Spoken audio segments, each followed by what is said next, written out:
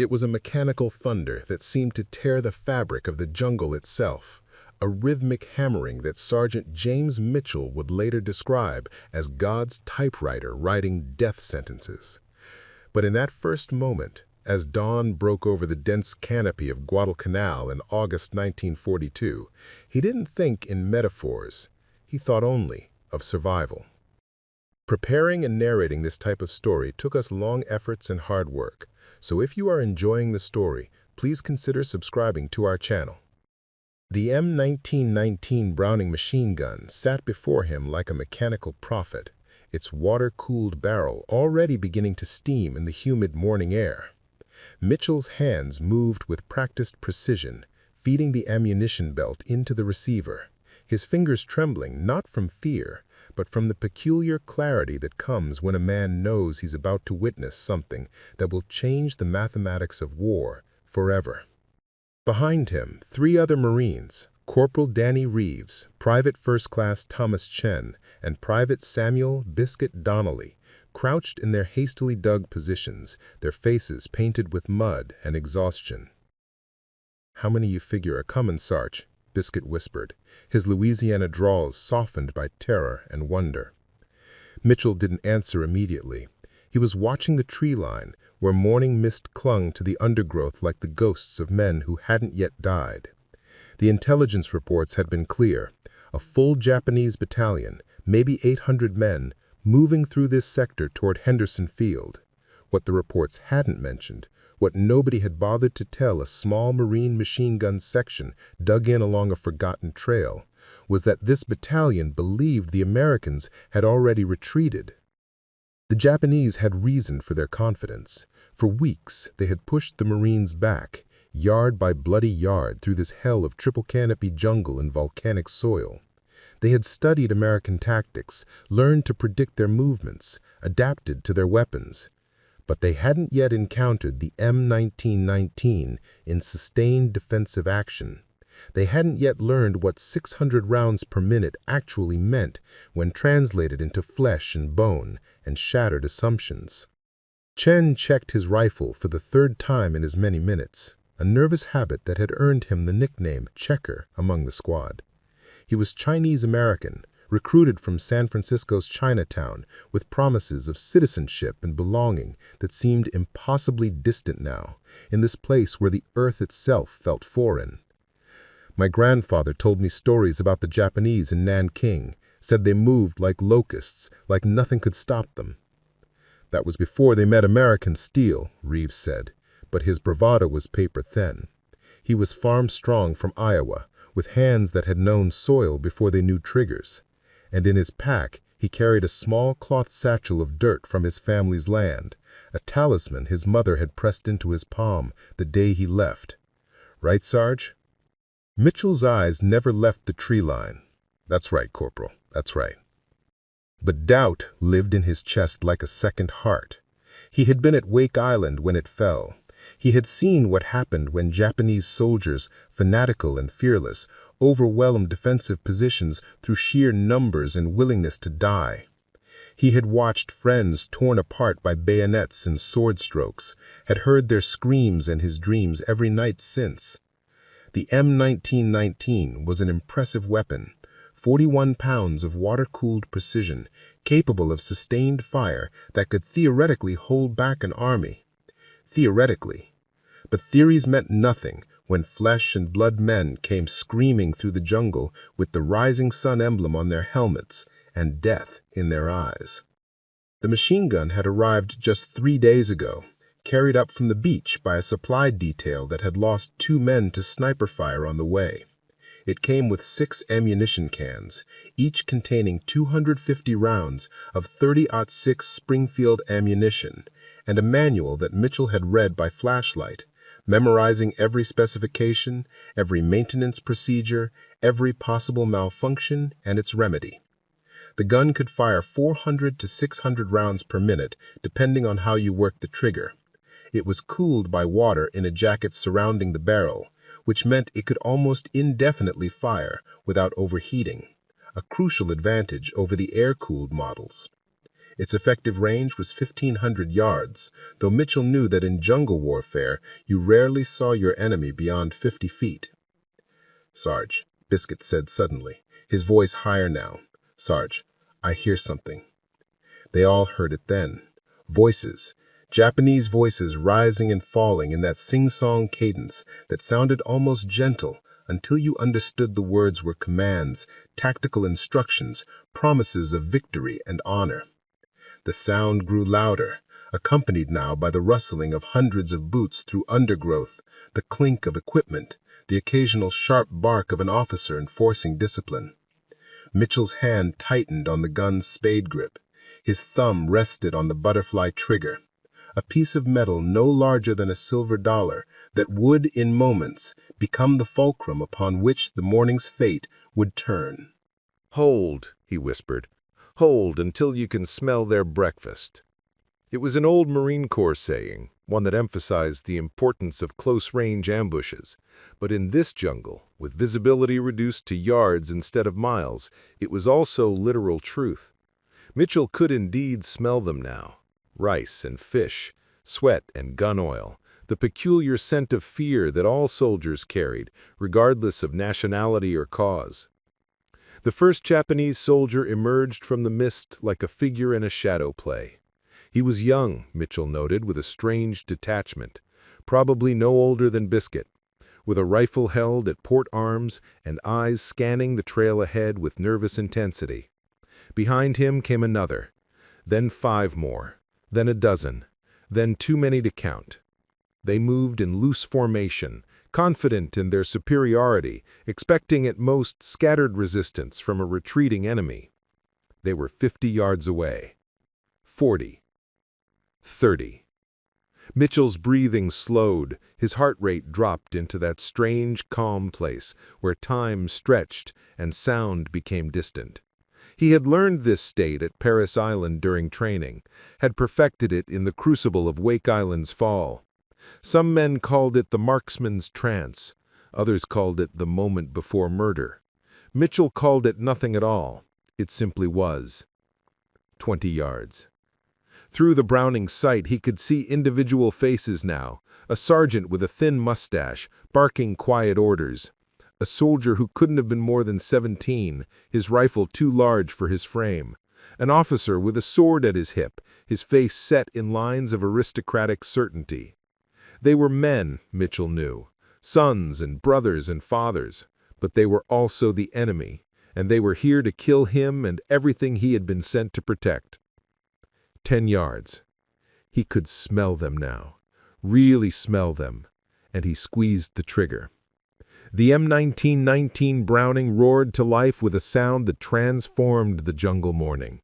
600 rounds per minute meant 10 bullets every second, meant a stream of metal death that could cut a man in half, or shred a tree trunk, or simply create such a zone of impossibility that flesh and blood ceased to exist within it. The gun bucked against Mitchell's shoulder, its recoil steady and rhythmic, almost musical in its mechanical precision.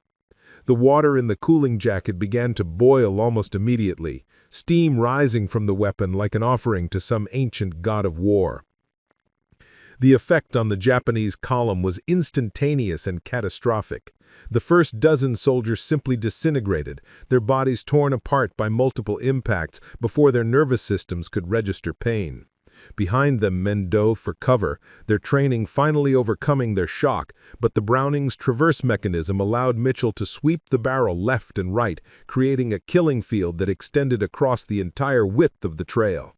Tracers, every 5th round, drew lines of fire through the morning air, beautiful and terrible, showing Mitchell exactly where his bullets flew. "Feed me!" he screamed at Reeves, who scrambled to keep the ammunition belt running smoothly into the gun's receiver. The belt was 250 rounds long, which meant at maximum rate of fire they had about 25 seconds before the first reload. Mitchell tried to discipline his trigger pulls, firing in short bursts rather than sustained streams, making every bullet count, but the sheer mass of targets made economy difficult. The Japanese soldiers, to their credit, did not break. Instead, they began to return fire, their Arisaka rifles cracking in the chaos, bullets thudding into the sandbags and logs that formed Mitchell's position.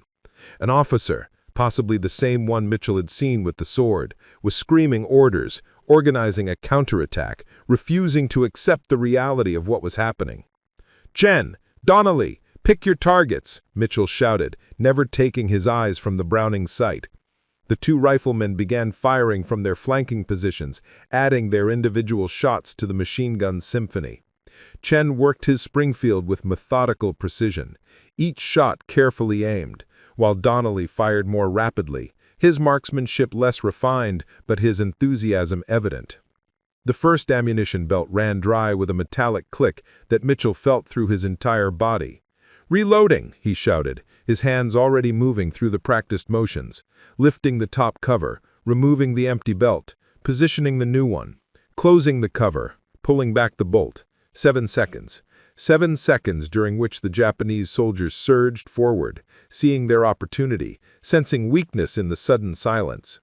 They covered perhaps 15 feet before the Browning spoke again, and this time Mitchell held the trigger longer, sweeping the barrel in a tight arc that created a literal wall of bullets through which nothing living could pass. I saw a Japanese soldier try to leap over his fallen comrades, saw the man's body twist in midair as rounds caught him, saw him land in a crumpled heap that no longer resembled anything human. The battle, if it could be called a battle rather than a slaughter, lasted 17 minutes by Mitchell's count, though he only checked his watch afterwards. In that 17 minutes, they fired through 4,000 rounds of ammunition, went through 6 water refills for the cooling jacket, and killed or wounded approximately 200 Japanese soldiers. The rest retreated, dragging their wounded when possible, leaving their dead when necessary, their tactical formation shattered by the simple mechanical efficiency of the M1919 Browning machine gun.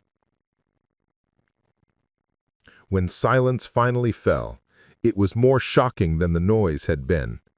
Mitchell's hands were shaking now, the post-combat tremors that every soldier knew, the body's delayed response to stress and adrenaline, and the proximity of death. His ears rang with a high-pitched whine that he knew would last for days. The Browning sat before him, its barrel glowing faintly in the morning light, steam still rising from its cooling jacket like the breath of a sleeping dragon.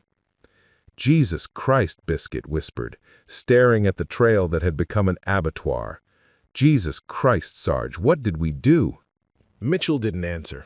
He was staring at a Japanese soldier who lay perhaps 20 feet away, still alive, but clearly dying, his hands pressed to his stomach in a futile attempt to hold his life inside his body. The soldier's eyes met Mitchell's, and in them, Mitchell saw not hatred or fanaticism, but simple, universal fear. The fear of a young man far from home, dying on foreign soil for reasons that suddenly seemed impossibly distant. Chen saw Mitchell's gaze and understood. Without a word, he aimed his Springfield and fired once, precisely, mercifully. The Japanese soldier's suffering ended. Chen's face showed nothing, but his hands gripped his rifle tight enough that his knuckles went white. Reeves was the first to speak into the new silence. "They didn't know," he said slowly, working through the realization. "They came up that trail like they were going to a parade. They didn't know what this gun could do." "No," Mitchell said quietly. "They didn't." But Mitchell knew something that the others didn't. Something he had read in the intelligence briefings back at division headquarters. Something that sat in his stomach now like a stone. This wouldn't be the last Japanese battalion to encounter the M1919. Word would spread through the Imperial Army about this new American weapon, this machine that could fire 600 rounds per minute and turn jungle trails into killing fields. They would learn, as armies always learned, and they would adapt. But that adaptation would be written in blood, American and Japanese both, and Mitchell wondered, in the silence after slaughter, whether any weapon, no matter how efficient, could ever truly change the fundamental mathematics of war. It only made killing more efficient. "Check your ammunition," he said finally, his voice rough. "Reeves, inventory what we have left. Chen, Donnelly, watch that tree line. They'll probe again soon, testing to see if we're still here." As his squad moved to obey, Mitchell allowed himself one long look at the M1919 Browning. It sat there, mechanical and patient, ready to kill again when called upon. A marvel of American engineering, a triumph of manufacturing and design, and also, he thought, with a clarity that would haunt him for the rest of his life, a machine that had just taught the Japanese army a lesson they would never forget, at a cost that would echo through both nations for generations to come. The morning sun broke through the canopy now, illuminating the trail in golden light that seemed obscenely beautiful given what that light revealed. Somewhere in the distance, a bird called out, its song oblivious to the bodies that littered the earth below its perch. And in his foxhole, surrounded by spent brass casings that glittered like scattered coins, Sergeant James Mitchell began the process of preparing his gun to do it all over again. Because that was his job. That was what the war demanded. That was what the M1919 Browning machine gun, firing 600 rounds per minute, had been designed to accomplish with ruthless mechanical efficiency. And the Japanese soldiers, advancing through their island empire with the confidence of warriors who had never truly encountered American industrial might concentrated into a single weapon, had never expected anything like it at all. Mitchell had not always been a killer, though when pressed he could no longer remember with perfect clarity who he had been before. They were fragments, memories that surfaced like bubbles in deep water. A farm outside of Bakersfield, California, where the soil was hard and unforgiving, but yielded crops when you knew its secrets. His father's hands, large and scarred from work, showing him how to repair a tractor engine when Mitchell was 12. The particular gold of wheat fields at sunset, a color he tried to describe in letters home, but could never quite capture in words. A girl named Sarah, with freckles across her nose, who had promised to wait for him, a promise that he suspected had not survived 2 years of war and distance. That other Mitchell, the farm boy Mitchell, seemed impossibly distant now, separated not just by time and geography, but by the weight of things seen and done. That Mitchell had enlisted in January 1940, before Pearl Harbor, driven by restlessness and the promise of adventure that Marine Corps recruiters painted in broad, patriotic strokes. He had stood in a San Francisco recruitment office, raised his right hand, and sworn an oath that transformed him from civilian to Marine in the space of a sentence. Boot camp at Parris Island had been everything the veterans said it would be. Brutal, humiliating, transformative. Drill instructor Staff Sergeant Marcus Reynolds, a man whose voice could strip paint and whose expectations were impossibly high, had rebuilt Mitchell from the ground up. "You came here as a boy," Reynolds had said during their final inspection, "and you leave here as a weapon. The Marine Corps doesn't make men, it makes instruments of national will." Mitchell had believed it then, in the fierce pride of graduation, in the certainty of youth. He believed it less now, after Wake Island, after Guadalcanal, after mornings like this one, where he killed men by the dozen and felt increasingly hollow doing it. The squad had settled into a routine in the hours after the battle. Reeves had inventoried their ammunition. They had perhaps 3,000 rounds remaining, along with enough water for the cooling jacket to last through another sustained engagement. Chen had improved their defensive position, adding more sandbags, creating better fields of fire, his engineering background evident in every calculation. Donnelly had taken first watch, his eyes scanning the jungle with the particular intensity of a man who had just learned how quickly death could arrive. Mitchell sat with his back against the log that formed the rear wall of their position, cleaning the M1919 with the devotion of a priest tending his altar. The gun had to be maintained constantly. The water in the cooling jacket checked for level and purity, the bolt mechanism cleaned of powder residue, the ammunition belt examined for defects that could cause a jam. A jammed machine gun in combat meant death. Simple as that.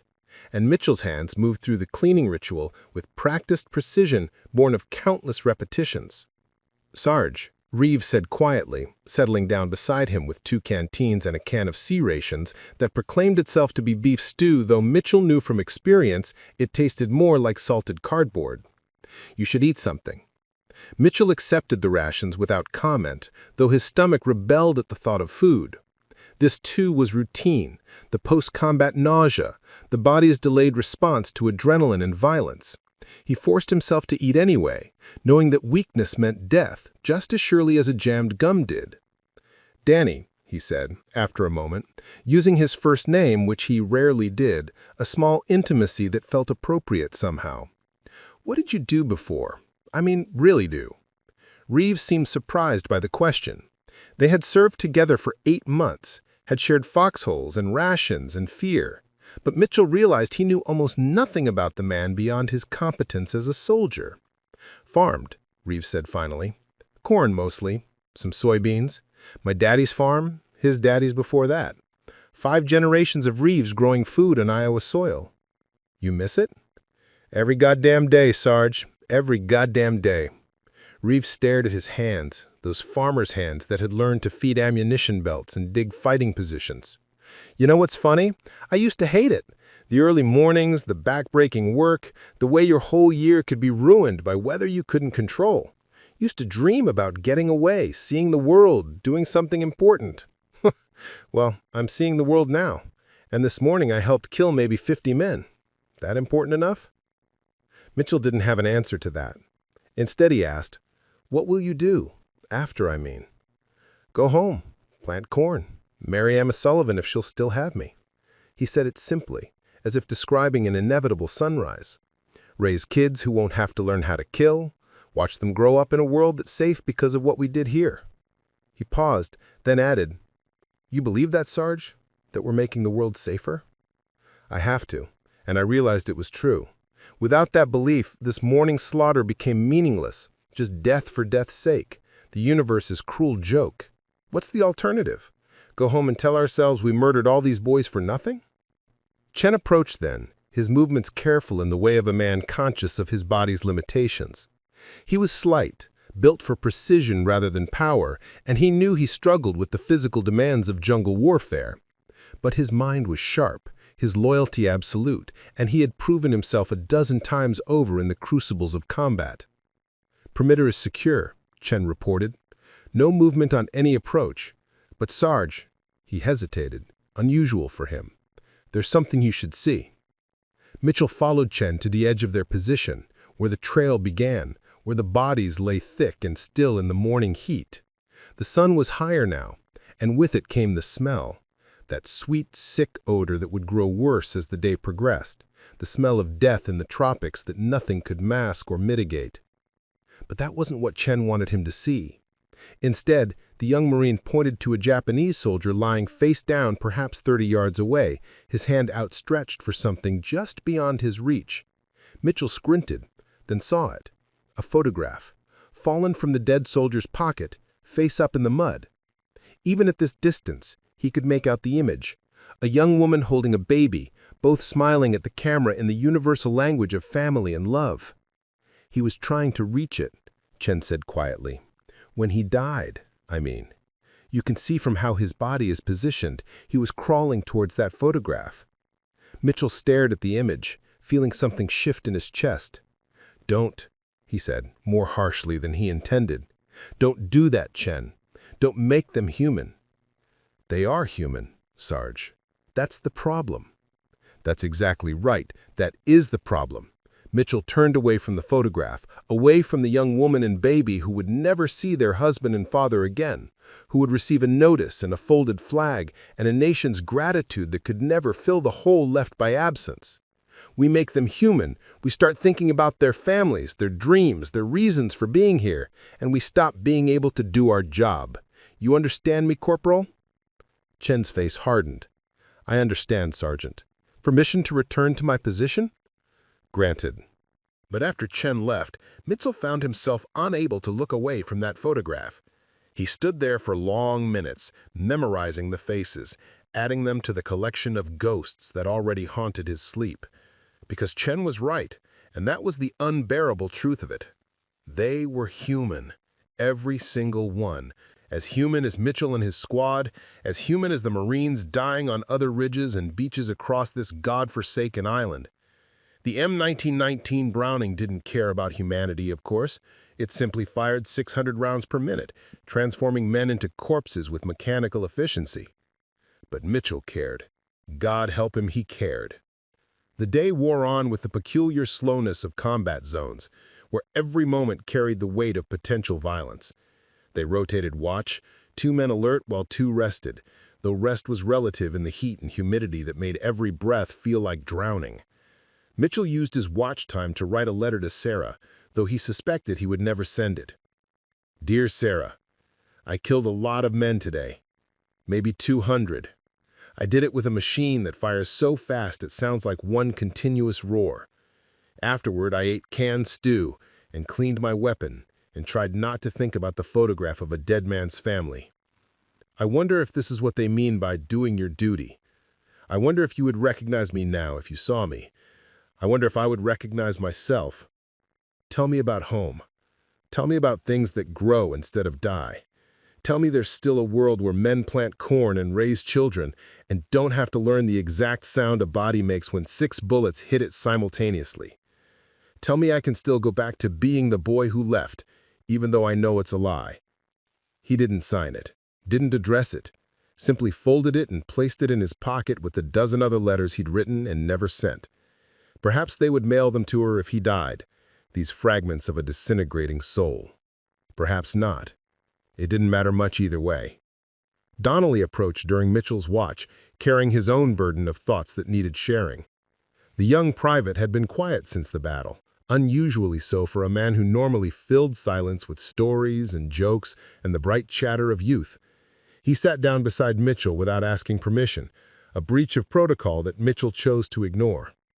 My mom is a Baptist, Donnelly said, his Louisiana drawl thicker when he was emotional. Real fire and brimstone type.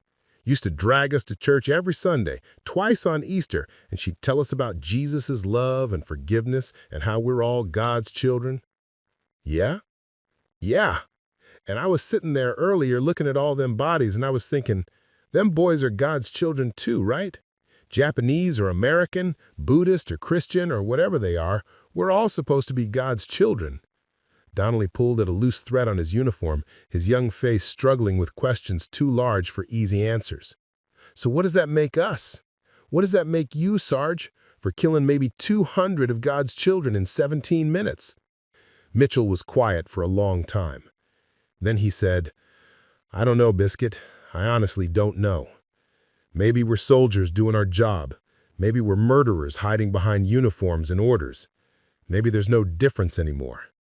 He looked at the young private, saw the same doubt and fear that lived in his own chest. You want to know what I think? I think God, if he exists, stopped watching this particular island months ago. Because if he was watching, he'd have to admit he made a mistake somewhere. And I don't think God's in the business of admitting mistakes. That's blasphemy, Sarge. Probably. But I stopped worrying about my soul's salvation around the time I learned how to kill men by the hundreds. You worry about keeping your body alive, Biscuit. Let the chaplains worry about souls. But even as he said it, he knew it was false comfort. The soul couldn't be separated from the body's actions, couldn't be partitioned into neat categories of sacred and profane. Every trigger pull wrote itself on something deeper than flesh, carved itself into whatever made a man himself. Mitchell could feel it happening, could feel the farm boy from Bakersfield being overwritten by the machine gunner from Guadalcanal, line by line, memory by memory, until soon there would be nothing left of who he had been. Night fell with tropical suddenness, the sun dropping below the horizon as if fleeing the day's carnage. The jungle came alive with its nocturnal symphony, insects and frogs and things Mitchell couldn't identify, all competing in a chorus that should have been beautiful, instead felt like mockery. They couldn't build a fire, couldn't risk revealing their position, so they sat in darkness broken only by starlight filtered through the canopy. You think they'll come back? Reeves asked from his position on the left flank. Yes, Mitchell said. They have to. They can't let this stand. Can't let 4 Marines with 1 gun stop an entire battalion. It's not about the trail anymore. It's about pride and face and all those things that make men do stupid, brave things. How many rounds we got left? Enough? Barely, but enough. What Mitchell didn't say was that ammunition was only part of the equation. The M1919 could fire indefinitely if fed and cooled, but the men operating it could not. Mitchell could feel exhaustion settling into his bones, the particular weariness that came not from physical exertion, but from moral weight. How many more times could he squeeze that trigger? How many more Japanese soldiers could he cut down before something essential in him simply stopped? Chen spoke from the darkness. My grandfather fought the Japanese in China, Shanghai, in '32. He was a businessman, not a soldier, but when they came, he fought. Rocks and knives and homemade bombs. He told me once that the worst part wasn't the fighting. It was afterward, when you had to live with what you'd done. When you had to wake up every morning and face the man in the mirror who had killed other men. What did he say to do about it? He said you make a choice. Either you let it destroy you, eat you from inside, until there's nothing left but a shell walking around wearing your face, or you acknowledge what you've done, accept that it changed you, and try to build something good on top of all that death. He said it's like building a house on a graveyard. You can't change what's underneath, but you can choose what you build on top. Mitchell found himself nodding in the darkness. Your grandfather sounds like a wise man. He was. Japanese killed him in '37 during the Nanking Massacre. Him and my grandmother and most of my relatives who stayed in China. So when I shoot them, Sarge, when I put my sights on a Japanese soldier and pull that trigger, I tell myself I'm building something. Maybe I'm building a world where other grandfathers don't get killed. Maybe I'm just building a pile of corpses, but I'm building something, and that has to count for something. It was the most Chen had spoken at one time since they'd met. And Mitchell realized how little he knew about the men he fought beside. They were colleagues in carnage, brothers in the specific bond that only shared violence could create, but they were also mysteries to each other, each carrying their own burden of history and hope and horror. Danny, Mitchell said, using Reeves's first name again, what do you dream about? Home, mostly. Fields of corn so tall you can't see over them. The smell of soil after rain.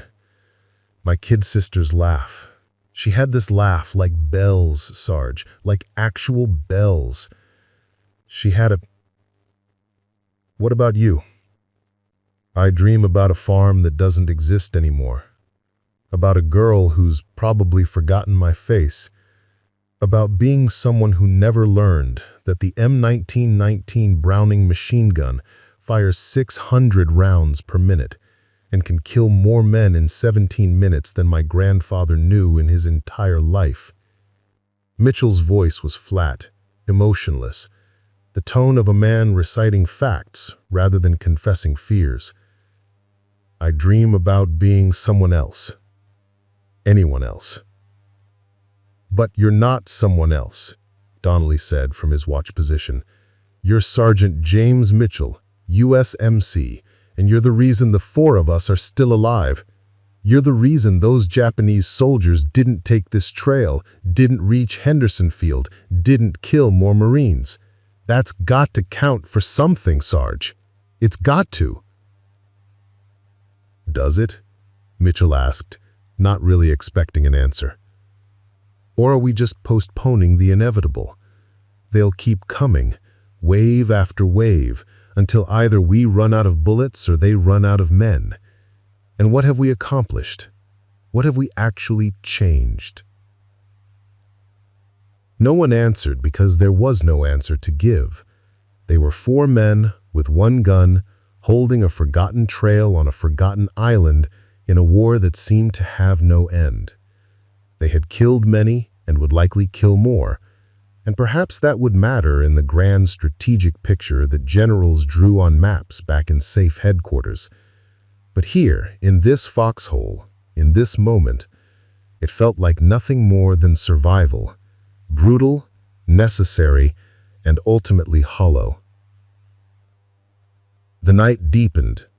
Stars wheeled overhead in patterns that had guided ancient navigators, indifferent to the small human drama playing out beneath their light. Mitchell found himself thinking about that Japanese photograph again, about the woman and child who would wait for a man who would never return. He thought about Sarah, and whether she was looking at the same stars from California, whether she thought of him or had moved on to someone who could offer her a future uncomplicated by the moral mathematics of killing. He thought about the M1919 Browning machine gun, that marvel of engineering that could fire 600 rounds per minute, that could transform a defensive position into a killing field, that could change the calculus of warfare through nothing more than mechanical efficiency. It sat beside him now, patient and ready, waiting to write more death sentences when morning came. Because morning would come, the Japanese would come, and Mitchell would squeeze that trigger again, because that was his job, his duty, his purpose in this place where purpose seemed increasingly difficult to define. He would kill, and his men would support him, and they would survive or not survive based on calculations too complex for any human mind to encompass. That was the struggle. Not against the Japanese, though they were real and dangerous and determined. The true struggle was against the slow erosion of self, the gradual replacement of the man he had been with the weapon he had become. It was a struggle he was losing, inch by inch, round by round, until eventually there would be nothing left but the machine gunner, the killer, the instrument of national will that Staff Sergeant Reynolds had promised to create. Mitchell checked his watch. 2 o'clock hours. 4 hours until dawn. 4 hours until the Japanese likely returned to finish what they'd started. 4 hours to sit in darkness with his ghosts and his gun and his men who trusted him to get them through this, despite all evidence that trust was misplaced. He thought about praying, but the words wouldn't come. He thought about sleeping, but knew the dreams would be worse than wakefulness.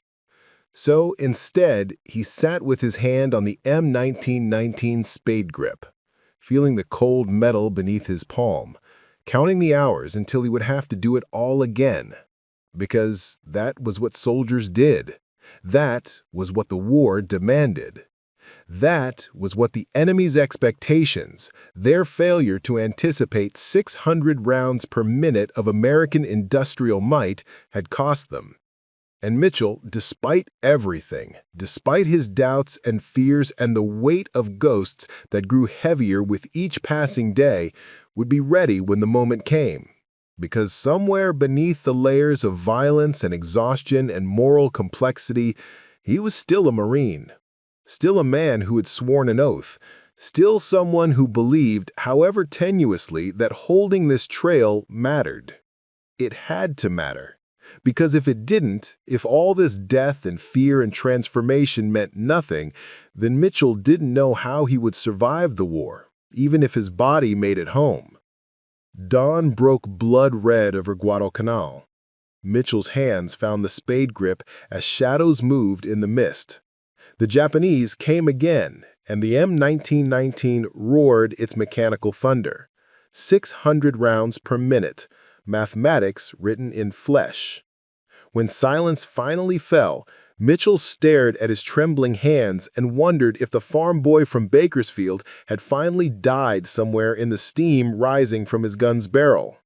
The weapon sat patient beside him, ready always, while something essential in Mitchell's chest grew quieter with each trigger pull. Victory tasted like ashes and smelled like death. Thank you for listening to this story of courage, horror, and the true cost of war.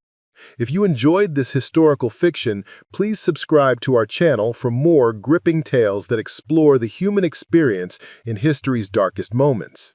Hit that like button and leave a comment sharing your thoughts. Your support helps us continue bringing these important stories to life.